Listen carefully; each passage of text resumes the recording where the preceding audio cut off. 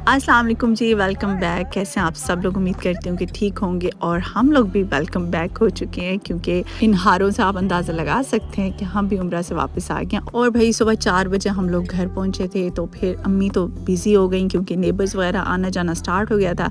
लेकिन मैं अपने भाई के साथ सदर आ गई थी ताकि मैं अपने काम कंप्लीट कर सकूँ। तो यहाँ पर मैं अमेरिकन वालों के पास आई थी और इनके पास जो है ये सूटिंग का कपड़ा होता है, लेकिन आप खुला कपड़ा लेकर कमीज़ शलवार भी स्टिच करवा सकते हैं। स्टफ़ बहुत ज़्यादा अच्छा होता है। और साथ ही साथ मुझे सदर में और भी अपने 2-3 छोटे-छोटे काम करने थे, तो मैंने सोचा कि वो भी मैं कर लूँ क्योंकि मेरे पास टाइम बहुत ही ज़्यादा शॉर्ट है।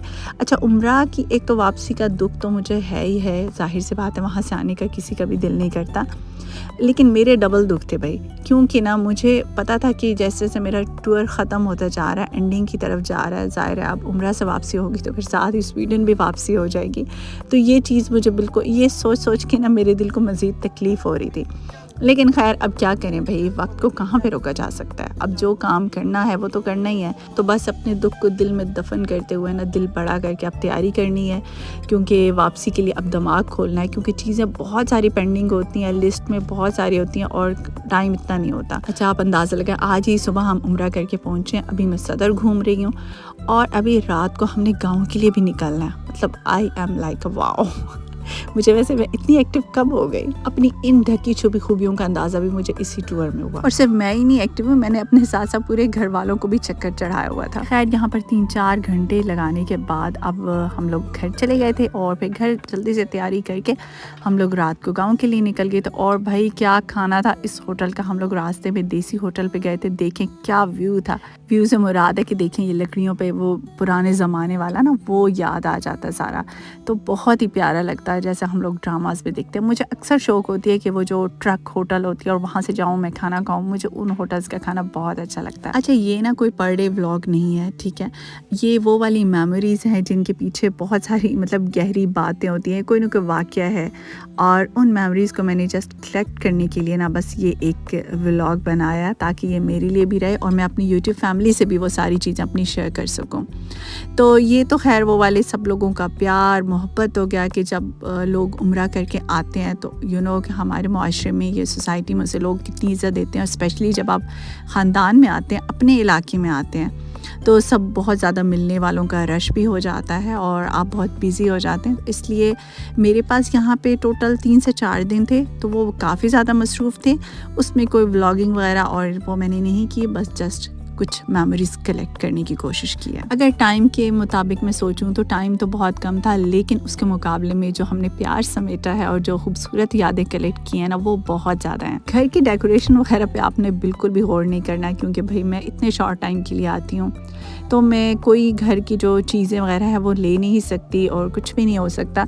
इसलिए जो चीज़ घर में होती है बस हम लोग जस्ट आते हैं, अपना टाइम स्पेंड करते हैं और चले जाते हैं। अच्छा, आप लोगों के लिए ना ये एक जस्ट क्लिप होगा, लेकिन मेरे लिए ये इतनी को खूबसूरत याद है और एक इतना ज़्यादा प्यार है ना जिसको मैं शायद बयान नहीं कर सकती। एक तो ये पराठा मेरी प्यारी अम्मी के हाथ का बना हुआ पराठा था जो कि मैं खा रही थी, और साथ ये अंडे थे। इन अंडों की ये स्टोरी है कि मेरे अब्बू के फ्रेंड जो कि बचपन के दोस्त हैं और हम भी उन्हें चाचू ही कहते हैं, तो अब्बू अम्मी के लिए तो जो भी उन्होंने गिफ्ट शिफ्ट खैर लाए वो तो एक अलग बात है, लेकिन जब उन्हें मेरा पता चला तो वो मेरे लिए घर में रखी हुई देसी मुर्गियों के अंडे लेकर आए थे, जो कि आपको पता है कि हम परदेसियों के लिए ना तो ये बहुत बड़ी बात होती है कि आपको कोई इतना प्यार देता है। तो इस तरह किसी न किसी क्लिप के साथ इस तरह की बहुत सारी यादें जुड़ी हुई हैं।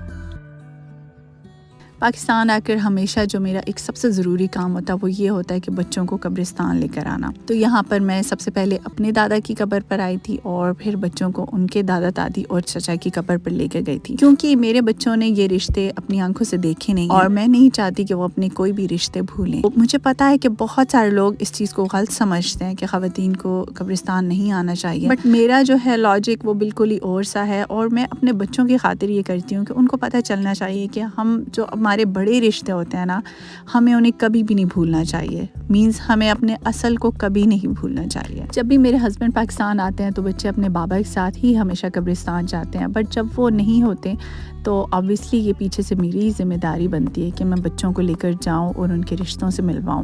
تو بس یہاں قبرستان سے فارغ ہونے کے بعد میرا یہ پلان تھا کہ میں اپنی جو بیسٹی ہے نا، اس کا نیا گھر بنا تھا، تو میں نے سوچا کہ چلے میں ابھی جاتے جاتے اس کا گھر بھی دیکھ لوں. بس ایک نظر میں اس کے گھر گئی اور جسٹ فار 10 منٹس اور بس میں وہاں سے آ گئی. لیکن اس کے گھر کے جو پیچھے تھے نا، ابھی وہ زیادہ کوئی گھر بنے نہیں تھے، تو بڑی ایک دیہات کی صحیح پیور سی لک آ رہی تھی. تو میں نے آپ لوگوں کے لیے لے لیا چھوٹا سا کلپ، کیونکہ میں نا بہت زیادہ مس کرتی ہوں خالی جگہوں کو، خالی فصلوں کو. جب ہم بچپن میں آیا کرتے تھے نا، تو ایسی بہت سی جگہ ہوا کرتی تھیں جہاں پہ ہم بچے کھیلتے تھے، دوڑتے تھے. لیکن اب آبادی زیادہ ہونے کی وجہ سے ہر جگہ پر تعمیرات ہو چکی ہیں.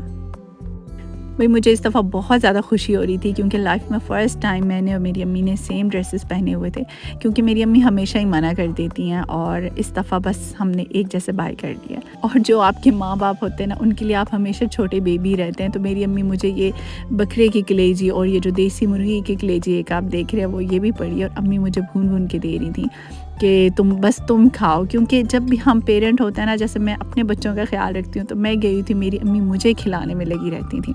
پاکستان جب جاتے ہیں تو ہم اپنے وہ والے کھانے انجوائے کرتے ہیں جو ہم بچپن سے کھا کے بڑے ہوئے ہوتے ہیں، اور جو کہ پردیس میں ہم بہت زیادہ مس کرتے ہیں. لیکن جو اس دسترخوان پہ سب سے زیادہ مزہ نا، وہ کھانوں کا نہیں تھا، اپنے رشتوں کا تھا. اس دسترخوان پہ میں نے اپنے بہت پیارے اور بڑے رشتوں کے ساتھ بیٹھ کر کھانا کھایا تھا. اور یہ دیسی مرغی کا پلاؤ تھا، دیسی مرغی کا سالن، یہ فروٹ چاٹ، امی کے ہاتھ کے بنے ہوئے پکوڑے. تو یہ سب وہ چیزیں تھیں جو میری موسٹ فیوریٹ تھیں، اور جو کہ میں ہمیشہ ہم نے اپنے گاؤں میں کھائی ہیں. لیکن پھر سے وہی بات کہ اصل مزہ اس دسترخوان پہ بیٹھے ہوئے سب رشتوں کا تھا. اچھا، یہ کھانا سب میں نے ڈلوایا تھا اپنی مرضی سے، اور سب میں نے مٹی کی پلیٹ میں ڈلوایا تھا. اور صرف میں ہی مٹی کی پلیٹ میں کھانا پسند کرتی ہوں، باقی سب لوگ دوسرے چینی والے برتن یوز کرتے ہیں جو پاکستان میں نارمل ہوتے ہیں. بٹ مجھے مٹی کی پلیٹ میں کھانے کا بہت زیادہ شوق ہے، اور میں مٹی کی ایک پلیٹ لے کر بھی آئی ہوں. ویسے رکھی میں نے 2 تھیں، اور ایک مٹی کا وہ جو ٹاس ہوتی ہے وہ بھی رکھی تھی، لیکن ویٹ زیادہ ہونے کی وجہ سے وہ تو مجھے نکالنے پڑے. بٹ ایک میں لے کر جاؤں. یہاں پر میں جتنے دن بھی رہی، موسم کچھ اچھا نہیں تھا، بلکہ بارشیں تھیں، اوپر سے رمضان بھی تھا. تو آپ کو پتہ ہے رمضان میں تو بالکل بھی اس طرح سے رونق نہیں ہوتی، سب لوگ اپنے اپنے گھروں میں ہی رہتے ہیں. لیکن یہ ہے کہ سب لوگوں سے ملاقات ہو گئی. تھوڑا سا ٹائم تھا بٹ کافی انجوائے کیا، بہت مزہ آیا. مجھے ان 2-3 دنوں میں وہ چیزیں بھی اکٹھی کرنی تھیں جو کہ مجھے واپس اپنے ساتھ سویڈن لے کے جانی تھیں، جیسے کہ یہاں کی مونگ پھلی، اور بہت اچھی دیسی مونگ پھلی ملتی ہے. تو بس میں نے تھوڑی مونگ پھلی لے لی تھی. اپنی علاقائی بہت ساری چیزیں لینے کو دل کرتا، بس جو بھی دیکھیں دل کرتا ہے کہ یہ بھی لے جاؤ وہ بھی. اس بار میرے پاس وزن کا بالکل بھی کوئی گنجائش نہیں ہے، وزن کا بلکہ بہت زیادہ ایشو چل رہا ہے. تو بس میں بہت تھوڑی سی چیزیں لے رہی ہوں. میں نے کچھ زیادہ نہ ہی شاپنگ کی ہے یہاں سے، اور جو اپنے تھوڑے بہت کپڑے مجھے لے کر جانے ہیں مجبوری، وہ تو بس لے کر جانے ہیں. ان پہ تو کوئی کمپرومائز نہیں ہو سکتا، چیزوں پہ ہو سکتا ہے. تو بس اس بار میں صرف وزن کی بہت زیادہ ٹینشن میں ہوں. ایکچولی کھجور کا نا بہت زیادہ وزن ہو جاتا ہے، میرا ایک بیگ تو اسی سے فل ہو گیا ہے. لیکن خیر میں نے یہ سوچا ہے کہ میں کھجور بھی تھوڑی کم کروں گی. اور اس بار تو مجھے یہ بھی خدشہ ہے کہ مجھے کپڑوں پہ بھی کمپرومائز کرنا پڑ ہی جائے گا آخر میں. ایک بات میں جاتے جاتے ضرور کرنا چاہتی ہوں کہ بھائی پاکستان میں بہت زیادہ مہنگائی ہے، تو پلیز اپنی عبادات تو بے شک کریں، لیکن ہم سب کی عبادات تبھی قبول ہوں گی جب ہم اپنے ساتھ والوں کا بھی خیال رکھیں گے کہ ان کے پیٹ میں بھی کچھ ہے، یا صرف ہمارا دسترخوان ہی ایکسٹرا افطاریوں سے بھرا ہوا ہے. تو اسی بات کے ساتھ اجازت چاہتی ہوں. اوکے بھائی، اللہ حافظ، بائے بائے.